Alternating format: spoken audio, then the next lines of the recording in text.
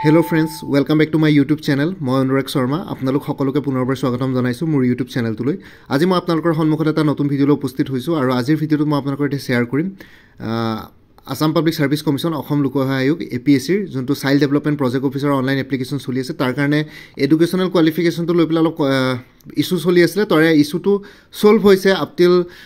পাৰ্শিয়ালি solve হৈছে এতিয়া যেটো কমাৰ্স গ্ৰেজুৱেটে হওক বা আৰ্টস গ্ৰেজুৱেটে হওক বা সায়েন্স গ্ৰেজুৱেটে হওক তেওঁলোকে এপ্লাই কৰিব পৰা নাছিল কিন্তু এতিয়া মই আপোনালোকক এটা সলিউশন দিছো যত আপোনালোকে এপ্লাই কৰিব পাৰিব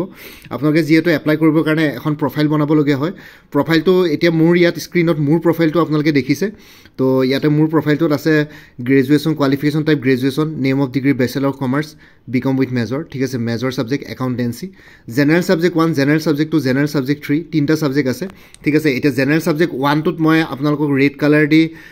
ৰাউন্ড কৰি থৈছো ৰেড কালাৰ দি ৰাউন্ড কৰাৰ পিছত আপোনালোকে ইয়াতে এডুকেশন কোৱালিফিকেশন প্ৰথমটো দেখিছে পইণ্ট নম্বৰ 1 টো graduate in arts science commerce with philosophy education with psychology economics from a recognised university ঠিক আছে তো ইয়াতে আপোনালোকে যেটা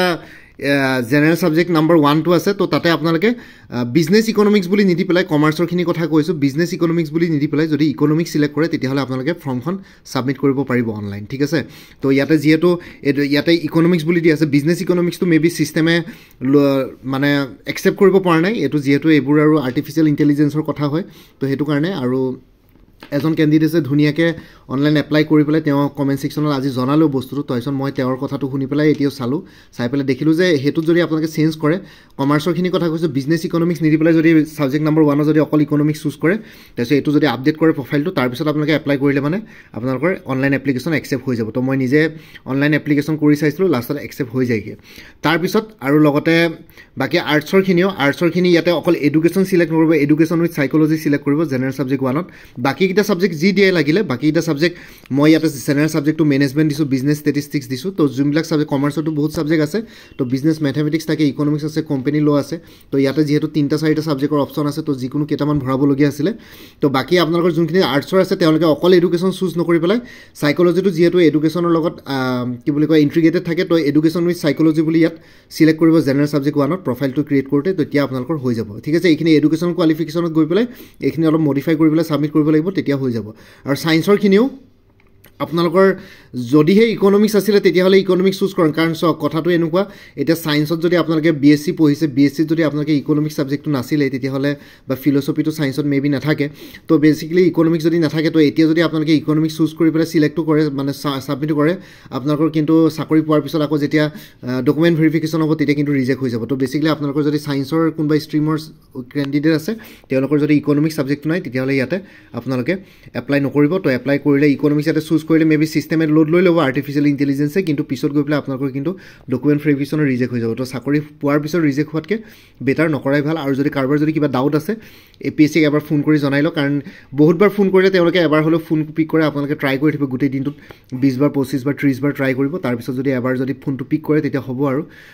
ইন্টাৰভিউ লৈ ট্ৰাই কৰিব আপোনালোকৰ নিজৰ কাম থাকিব অনবৰতে এপিএসসি ফোন কৰি থকাটো আপোনালোকৰ কাম নহয় নিজৰ কাম থাকে তো বেসিক্যালি আপোনালোকে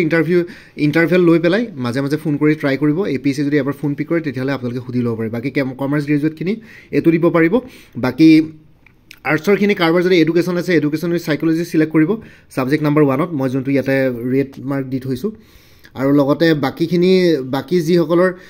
ফিলসফি সাবজেক্ট আছিল তেতিয়ালে ফিলসফি চুজ কৰিব আৰু ইকোনমিক্স টকাবিলাকে ইকোনমিক্স চুজ কৰিব আৰ্টছৰ খিনি কথা কৈছো সায়েন্সৰ খিনি কথা কৈছো কমাৰ্সৰ খিনি কথা কৈছো কাৰণ কমাৰ্সত এডুকেশন উইথ সাইকোলজি নাথাকে বা ফিলসফি নাথাকে তো হেতু কাৰণে ইকোনমিক্স চুজ কৰিব লাগিব কাৰণ ইকোনমিক্স এজ এ সাবজেক্ট থাকে খালি বিজনেস ইকোনমিক্স বুলি থাকে তো বেসিক্যালি এটো আৰু ইয়াতে এটো সমাধান হৈ যাব ইয়াতে আপোনালোকে প্ৰফাইলটো যেতিয়া এডুকেশন কোৱালিফিকেশনত গৈ পেলাই যোনটো ব্যাচেলৰ ডিগ্ৰী সেকশন আছে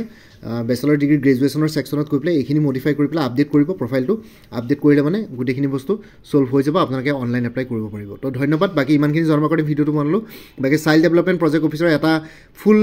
ষ্টাডি মেটেৰিয়েলছৰ কোৰ্স এভেইলেবল আছে সেই কোৰ্সটোৰ ডিটেইলছটো এই ভিডিও ডেসক্ৰিপচন আৰু কমেন্ট সেকশনত দিছো কোনবা যদি ইন্টাৰেষ্টেড ক্যান্ডিডেট আছে তাতে দিয়া ফোন নম্বৰটোত মোক WhatsApp কৰি জনাওক মই WhatsAppত আপোনালোকক গুটেখিনি ষ্টাডি মেটেৰিয়েল শেয়াৰ কৰিম PDF ভাৰ্চনত লগে পেমেন্টৰ লিংকটো দি দিম পেমেন্ট কৰাৰ লগে উইদিন 5 মিনিটছ আপোনালোকে গুটেখিনি ষ্টাডি মেটেৰিয়েলছ আপোনালোকৰ WhatsAppতে পাই যাব তো ধন্যবাদ আৰু লগতে APSC CDPO 2023 বুলি এটা প্লেলিষ্ট ক্ৰিয়েট কৰি থোৱা আছে সেই প্লেলিষ্টৰ লিংকটো এই ভিডিওটোৰ ডেসক্ৰিপচনতে দিয়া আছে আপোনালোকে হেতু